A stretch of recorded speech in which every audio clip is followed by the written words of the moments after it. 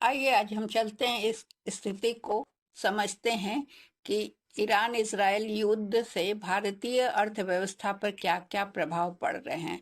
कल्पना कीजिए उस स्थिति की 3000 किलोमीटर दूर होने वाला एक युद्ध है जो अचानक से भारत में पेट्रोल, एलपीजी और खाने पीने की चीजों को महंगा कर दिया।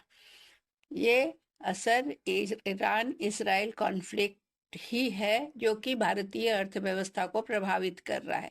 पहला तो प्रभाव ये हो रहा है कि कच्चे तेल की कीमतों में वृद्धि हुई। भारत अपनी जरूरत का 85 से 90% कच्चा तेल आयात करता है।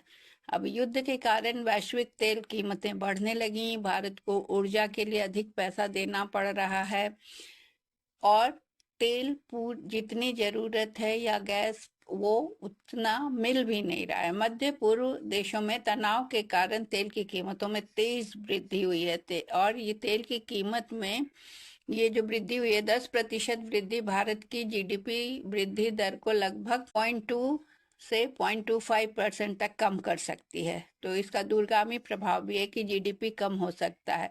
पेट्रोल और डीजल महंगे हो जाते हैं तो क्या होता है, परिवहन लागत बढ़ती है और परिवहन लागत बढ़ने से सभी चीज़ों की कीमतों में वृद्धि होती है तो इन्फ्लेशन बढ़ती है। भारतीय रुपया कमजोर होता है जब तेल का आयात महंगा हो जाता है तो भारत को तेल खरीदने के लिए अधिक डॉलर की जरूरत पड़ती है तो इससे रुपये पर दबाव बढ़ता है। अभी रुपया हाल में लगभग 92 रुपया प्रति डॉलर के स्तर तक पहुंच गया।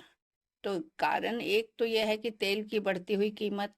अब इसका परिणाम क्या होगा कि जो भी वस्तुएं हम बाहर से मंगाते हैं, आयात करते हैं, वो महंगी हो जाती हैं। विदेश यात्रा, इलेक्ट्रॉनिक्स उत्पाद सभी महंगे हो जाते हैं बाहर से जो आती हैं चीज़ें या हम बाहर जाते हैं। रोज़मर्रा की चीज़ों में महंगाई, ईंधन की कीमत बढ़ने से कई चीज़ों की लागत बढ़ जाती है। परिवहन लागत बढ़ गया, उर्वरक महंगा हो गया, खाद्य आपूर्ति और लॉजिस्टिक्स भी महंगे हो रहे हैं। खाने पीने की चीज़ें महंगी हो रही है, महंगी हो तब भी अगर उपलब्ध हो। अब तो गैस एलपीजी की किल्लत की वजह से क्या हो रहा है कि खाने पीने की चीजें मिल नहीं रही, रेस्टोरेंट बंद हो रहे हैं, होटल बंद हो रहे हैं, रेलवे अपना खाना देना बंद कर रहा है।